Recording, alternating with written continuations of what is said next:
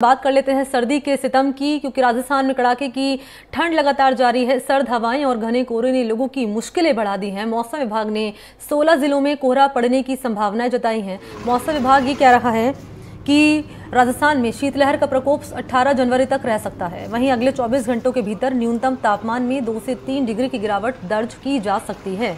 राजस्थान के माउंट आबू की अगर बात कर ली जाए तो हाल ही में तापमान माइनस में वहां चला गया। इसके चलते लोगों को काफ़ी परेशानी हुई है। यहाँ पर गाड़ियों पर बर्फ भी जम रही है। तस्वीरें आपके सामने हम रख रहे हैं सीकर की, और आपको जानकारी दें कि वाहन चालकों को घने कोहरे के चलते विजिबिलिटी में यहाँ परेशानी हो रही है। इसके चलते कई जगहों पर घना कोहरा भी दर्ज किया जा रहा है।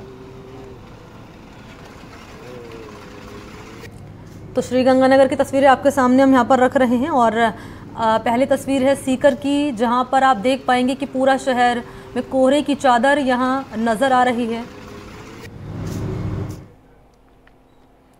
तो बात करें सीकर की, तो आज का तापमान है यहां पर 6 डिग्री सेल्सियस दर्ज किया गया है। कोहरा और शीतलहर के चलते ठिठुरन और गलन से आम जनजीवन प्रभावित हुआ है। यातायात पर कोहरे के चलते धीमी गति का प्रभाव हर दिन जारी है। कृषि अनुसंधान केंद्र के अनुसार आज का तापमान 6 डिग्री। वहीं बात करें बीते दिन की, तो बीते दिन अधिकतम तापमान 25.5 डिग्री और न्यूनतम तापमान 2.4 डिग्री रहा, जो आज बढ़कर न्यूनतम तापमान यहां 6 डिग्री हो गया है। मौसम विभाग कह रहा है कि शेखावटी समेत जिले भर में उत्तरी पूर्वी हवाओं का दबाव बना रहेगा। इससे तापमान में उतार चढ़ाव की स्थिति की संभावना बनी हुई है। फिलहाल अगले 2 दिन तक वेस्टर्न डिस्टर्बेंस एक्टिव होने और बादलों का दबाव बढ़ने से वातावरण में नमी बढ़ सकती है।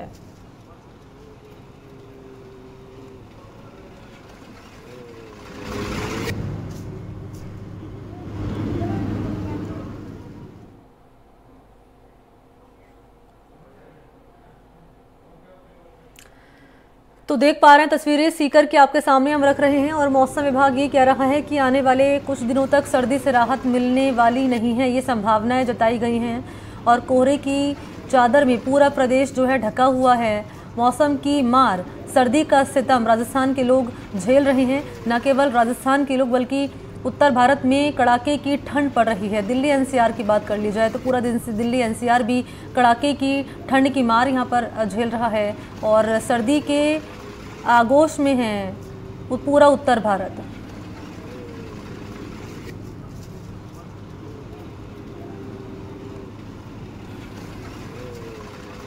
तो ये तस्वीर आपके सामने मैंने रखी सीकर की। अब आपको तस्वीरें दिखाते हैं और बताते हैं मौसम का हाल करौली में क्या बना हुआ है और श्रीगंगानगर में क्या कह रहा है मौसम विभाग। पहले लिए चलते हैं श्रीगंगानगर। कुलदीप गोयल यहाँ पर मौजूद हैं। कुलदीप, क्या है मौसम का हाल यहाँ पर, क्या कह रहा है मौसम विभाग? क्योंकि अभी जो तस्वीरें सामने आ रही है वो ये बता रही हैं कि कोहरे की चादर से पूरा प्रदेश जो है ढका हुआ है। अलग अलग शहरों की तस्वीरें हम सामने रख रहे हैं। यहाँ पर क्या है मौसम का हाल और क्या कह रहा है यहाँ पर मौसम विभाग मौसम के अपडेट को लेकर? देखिए मनी, मौसम विभाग ने जो अलर्ट जारी किया था वो बिल्कुल सही साबित होता हुआ नजर आ रहा है। हालांकि श्री गंगानगर के लिए तो कोहरे का अलर्ट पहले से ही मौसम विभाग ने दिया था, लेकिन अब पिछले 2 दिनों से शीतलहर का अलर्ट जारी किया था, और आज अलसुबह से ही जो ठंडी और तेज सर्द हवाएं हैं वो चल रही हैं, जिसके कारण जो सर्दी का प्रभाव है वो और बढ़ गया है। हालांकि आमतौर पर यह कहा जाता है कि मकर संक्रांति के बाद सर्दी का प्रभाव धीरे धीरे कम होने लगता है, लेकिन श्री गंगानगर की बात करें तो मकर संक्रांति के बाद में सर्दी का प्रभाव है वो और ज्यादा बढ़ गया है। मैं अगर आपको पीछे की तस्वीरें दिखाऊं तो 10:30 से ज्यादा का वक्त हो चुका है और घना कोहरा है वो छाया हुआ है, और सूरज निकलने की कोई उम्मीद भी नहीं है। ऐसे में कब दिन शुरू होता है और कब खत्म हो जाता है इसका पता ही नहीं चलता। मौसम विभाग ने अगले 2-3 दिनों तक और शीतलहर चलने की जो संभावना जताई है। इसी के चलते जो जिला कलेक्टर अंशदीप हैं उन्होंने एक आदेश जारी किया है, जिसके तहत स्कूलों का समय है, चाहे वो निजी स्कूल है चाहे वो सरकारी स्कूल है, सुबह 11 बजे से लेकर शाम को 4 बजे तक का कर दिया गया है, ताकि जो स्कूली बच्चे हैं उनको कुछ राहत मिल सके। हालांकि जो डॉक्टर्स हैं उनका यही कहना है कि जो इतनी सर्दी पड़ रही है इसके चलते जो बुजुर्ग हैं और जो बच्चे हैं उनको घरों में रहना चाहिए, और यदि उनको बाहर निकलना है तो थर्ड लेयर जो कपड़े हैं उनके जो गर्म कपड़े पहनकर ही बाहर निकलना चाहिए। डॉक्टर्स का यह भी कहना है कि जो मॉर्निंग वॉक है उस पर नहीं जाना चाहिए जब तक सर्दी का प्रभाव कम नहीं हो जाए, और जो बच्चे हैं उनको बाहर का खाना नहीं देना चाहिए और जो घर की बनी हुई चीजें हैं वो दें, साथ ही साथ गुनगुना पानी पीना चाहिए ताकि डिहाइड्रेशन से बच सकें। हालांकि जो आम जनजीवन है वो अस्त व्यस्त हो गया है, वाहन चालक हैं उनके लिए परेशानी भरा सबब है। आज अगर यातायात की बात करें तो जो बांद्रा श्री गंगानगर ट्रेन है वो अपने निर्धारित समय से 4 घंटे देरी से आई, कोटा श्री गंगानगर एक्सप्रेस है वो अपने निर्धारित समय से 2 घंटे देरी से चल रही है, और फिरोजपुर हनुमानगढ़ रेल है वो तकरीबन आधा घंटा देरी से चल रही है। यही हाल बसों का भी है। जो बस है, चाहे जीप है, कार है, वो सभी लोग अपनी हेडलाइट चलाकर धीरे धीरे रेंगते हुए आगे जा रहे हैं ताकि सड़क हादसे ना हो। इन सभी के अलावा अगर एक वर्ग है वो थोड़ा खुश नजर आ रहा है तो वो किसान है, क्योंकि जो इन दिनों अब कोहरा चालू हुआ है 1 हफ्ते से, इस कोहरे के अंदर नमी की मात्रा काफी है। ऐसे में जो गेहूं की फसल है, सरसों की फसल है, उसके लिए ये जो कोहरा है वो काफी फायदेमंद है, क्योंकि जब सुबह उठकर बाहर निकलकर देखा जाता है तो सड़कें भी गीली नजर आती हैं, ऐसा प्रतीत होता है कि जैसे बारिश हुई हो। तो ऐसे में जो किसानों के चेहरे हैं वो खिल गए हैं। जी, निश्चित तौर पर क्या है मौसम का हाल यहाँ पर बता रहे हैं कुलदीप गोयल। अब आपको लिए चलते हैं करौली, जहाँ पर पुष्पेंद्र मेरे सहयोगी आपको नजर आ रहे होंगे, लाइव जुड़ चुके हैं। पुष्पेंद्र, यहाँ की क्या है मौसम की अपडेट? देखिए, करौली में जिस तरीके से जो सर्दी का आलम है, जो जिस तरीके से यहाँ देख पा रहे हैं, कोहरे का जो है सुबह जगते हैं तो एकदम ऐसा लगता है किस तरीके से पूरा कोहरे ने अपने पूरे शहर को आगोश में ले लिया हो और एक दूसरे को सामने देखा नहीं जा सकता। और जगह जगह जो है यहाँ पर अलाव की जो व्यवस्था है वो एक गरीब और असहाय लोगों के लिए वही रहती है। और हम बात करें आम जनजीवन की तो बिल्कुल अस्त व्यस्त है, और हम देख सकते हैं कि सुबह लगभग 9 से 10 बजे तक यहाँ पर सड़कें जो है सुनसान रहती है। और इसके अलावा हम वाहनों की बात करें तो वाहनों पर जैसे हम लोग जगते हैं तो वहां पर एक कोहरा जैसे एक पानी जैसा गीला जैसा वाहनों पे मिलता है। और वहीं हम बात करें ट्रेनों की, ट्रेनें भी बहुत सभी लेट हैं, ट्रेनें 4-4 घंटे लेट चल रही हैं, जिससे आम जन का जो है जीवन अस्त व्यस्त चल रहा है। और इसका सबसे ज्यादा जो असर पड़ा है वो पशु और पक्षियों पर है, जैसे कि जानवर हैं और जो पक्षी हैं उन पर बहुत ज्यादा बड़ा है। हालांकि कहा जा सकता है कि किसानों के लिए ये बहुत बड़ा फायदे का मामला है कि उनकी जो फसलें हैं बड़ा एक फायदा होने का मामला है, लेकिन इसके बाद में इसके नुकसान भी जो थोड़े से जो हैं पशु पक्षियों के जो दिखाई देते हैं। और वाहनें जो भी हैं, राजस्थान राज्य परिवहन निगम की बसें हों या निजी बसें हों, वो सभी कोहरे के कारण चलने में दिक्कत आती है। और कई बार यहाँ पर जो आप देख पा रहे हैं कि यहाँ दुर्घटनाएं भी इस कोहरे को लेकर होती हैं, क्योंकि एक दूसरा उस कोहरे में नहीं देख पाता। और कई बार जो बड़े बड़े दुर्घटना जो मोड़ हैं, मोड़ों पर अचानक जिस तरीके से जो है भिड़ंत होती है लोगों में, कई बार बराबर जो है सर्दियों में रोज रोज आप देख पा रहे हैं किस तरीके से जो है भिड़ंत हो रही हैं और लोगों को बहुत नुकसान हो रहा है। और हाँ, ये भी कहा जा सकता है कि 2 से 3 दिन में अब दिन में दोपहर में गर्मी भी एकदम अच्छे से हो जाती है। जो लोग सर्दियों में मजबूत जो गर्म कपड़े पहनते हैं तो उनको गर्मी भी लगती है, लेकिन जैसे जैसे शाम ढलती है और सर्दी का जो सितम है वो एकदम अच्छे से फिर शुरू हो जाता है। ठीक है, शुक्रिया आपका कुलदीप और पुष्पेंद्र, आपका मेरे साथ जुड़ने के लिए, जानकारी दर्शकों तक साझा करने के लिए मौसम को लेकर आप दोनों का बहुत बहुत धन्यवाद।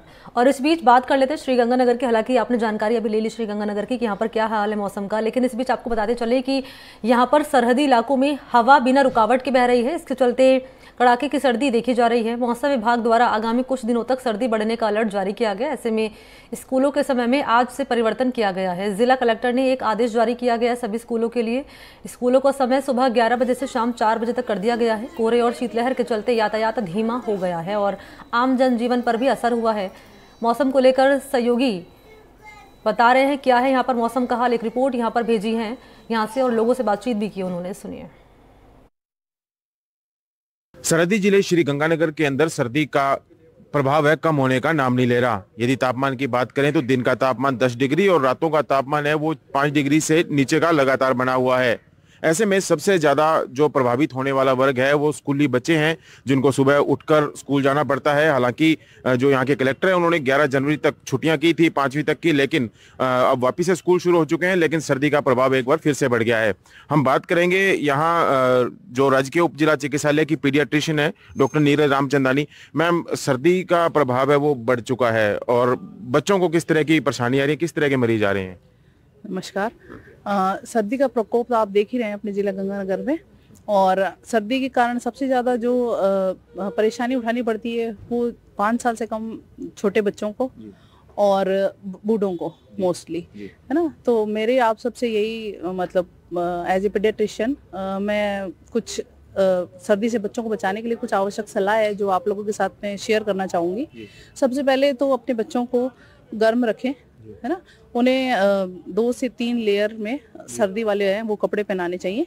सर्दी के कपड़े हैं वो आप वुलन क्लॉथ डायरेक्ट बच्चों को ना पहनाएं, क्योंकि उससे जनरली रैशेज और एक्जिमा होने की बच्चों में संभावना रहती है। तो उससे पहले आप एक कॉटन लेयर और उसके बाद में 2 से 3 लेयर में वुलन्स के क्लॉथ है वो अपने बच्चों को पिलाएं। सेकेंड, आउटडोर एक्टिविटीज में बच्चों को ना जाने दें। मोस्टली हो सके तो आप कोशिश करें कि बच्चा अपने घर में ही खेले, इंडोर एक्टिविटीज में ज्यादा व्यस्त रहे। तीसरा, डिहाइड्रेशन की बच्चे में बहुत ज़्यादा प्रॉब्लम्स होती हैं इस मौसम के अंदर, क्योंकि स्वेटिंग नहीं होती है। तो थोड़ा भी अगर बच्चे पानी कम पिएंगे तो बच्चों में क्या है, पानी की कमी होने की संभावना रहती है। तो पर्याप्त मात्रा में अपने बच्चों को पानी पिलाएं। गर्म पेय पदार्थ जैसे चाय, कॉफ़ी, हल्दी वाला दूध होता है, ये सब अपने बच्चों को सेवन कराएं। डाइट बहुत इंपॉर्टेंट है बच्चों में, हेल्दी डाइट। जनरली सूरज अभी निकल नहीं रहा है, ठंड है, कोहरा है, तो विटामिन डी बच्चों में कम हो जाता है। तो विटामिन डी रिच जो खाने की चीज़ें हैं वो आप बच्चों में दें।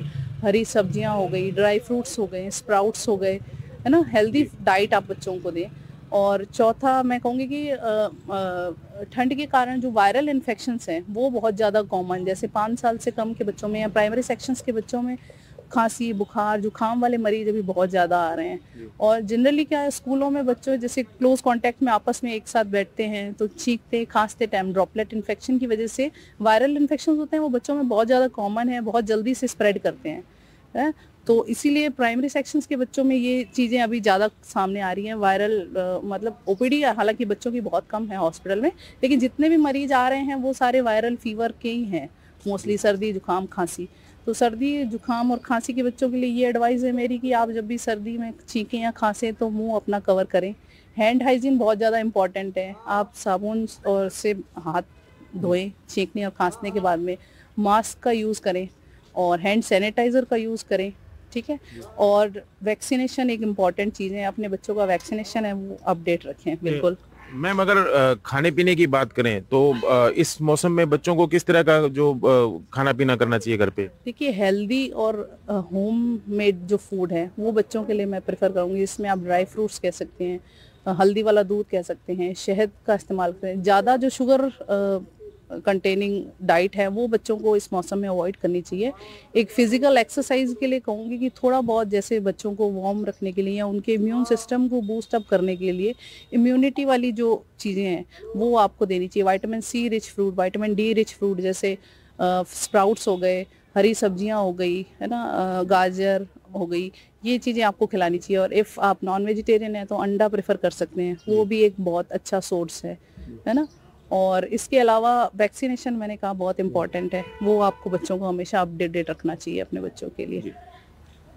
ये थी डॉक्टर नीरज रामचंदानी। इन्होंने कहा है कि जो 5 साल के कम के बच्चे हैं उनको जितनी संभव हो उसके घरों में रखना चाहिए और उसके साथ साथ सर्दी से बचाने के लिए जो 3 लेयर जो कपड़े हैं वुलन्स के वो पहनाने चाहिए और जो घर की बनी हुई चीजें हैं वो ज्यादा अगर उन्हें खिलाई जाएं तो सर्दी से ज्यादा बचाव हो सकता है।